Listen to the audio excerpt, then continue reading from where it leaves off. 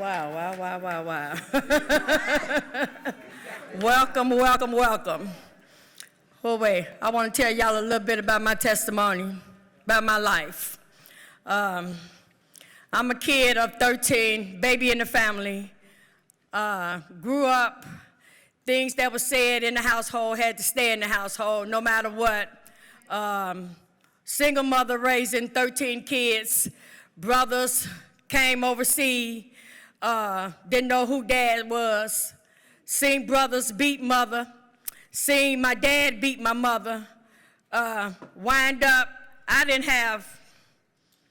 just lost who I was. I buried a niece of mine at 23 years old, and in 94 I lost me. Drugs became a part of my cover-up, because what was said in my household had to stay in my household. At 13, I was molested by my sister's boyfriend. Didn't get a clue, wasn't told the right information, wasn't educated about anything, but had to find out and learn things on my own. So the streets raised me up. So I was one of those kids that I didn't give a care. I didn't care about you.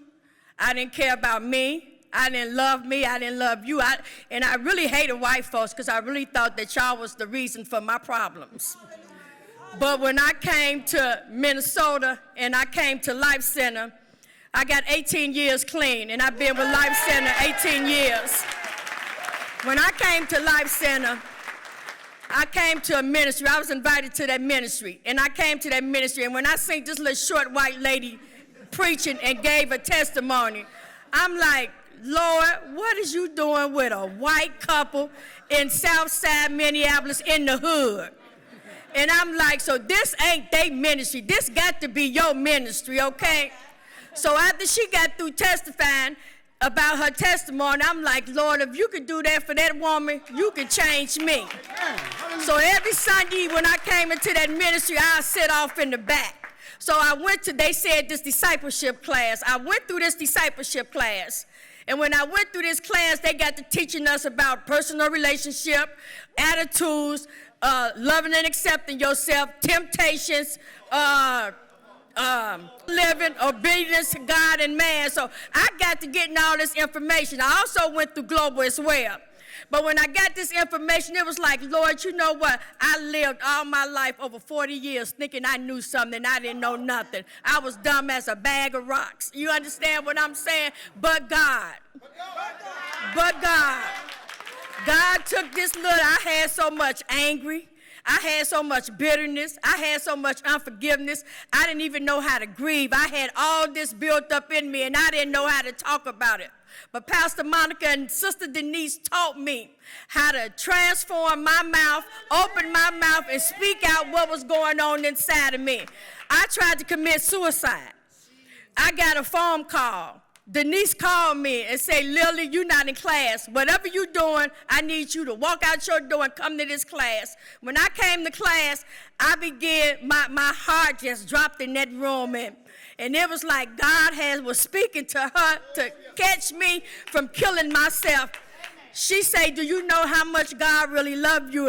And at that time, I hated God because I didn't know about why I was molested, why things was happening to me, why I wasn't fed the right information, why I wasn't taught the right way. I was supposed to have been taught why I didn't have things that I needed to have and seen other kids with these things. I didn't live a childhood life because I had to raise kids at 13 years old. But God, she told me God loves me, and loving and accepting yourself. This class, I'll run out this room, every class. So the last time I ran out this class, Pastor Monica stopped me, and she gave me a mirror. And she said, look in this mirror, and you tell me, what do you see? And I said, I see a precious, pretty little girl. And right there, that's when my deliverance came in. That's when I began to take this onion. I had an onion. I began to peel this onion off of me and began to break up stuff that I had that I didn't want to talk about. I didn't want nobody to know me because I was ashamed of who I was and what y'all might think of me. But when I began to peel that onion up, I didn't care what nobody else thought of me because God was my witness right there. Years ago, I got a phone call. and it was children family service. And they asked me about 2 great nieces of mine. And I'm yes. And they said they was in the system. And I'm like, oh, Lord, this ain't what I'm asking for. I'm not ready to do this, Lord. I'm not ready for this. My life will begin to transform. I was beginning to live life accordingly to the way I wanted to. But that wasn't my plan. It wasn't about me no more. God had a purpose for me and another direction for me to go in. So I had to take that direction because I didn't want these 2 young girls to go into the system anymore.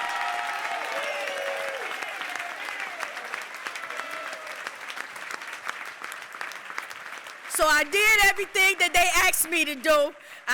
I'm a certified auntie. I'm a certified auntie. I don't had them for 5 years. When I got them, they didn't have a clue on how to be loved. They didn't have a clue on what to do. They didn't have a clue about anything. But today, Naya is 14 years old. She done graduated from 8th grade. She in 9th grade. She's an AB on the road student. Nakia is 12 years old, and she so far is an AB student in 6th grade. And I'm thanking God. This are the next generation for the Life Center. Like Pastor Nim said, we do life together. And this is the next generation for the Life Center. So I'm standing by them to help raise them up so they can get out here and tell y'all what goodness God is and doing in their life. And I thank y'all.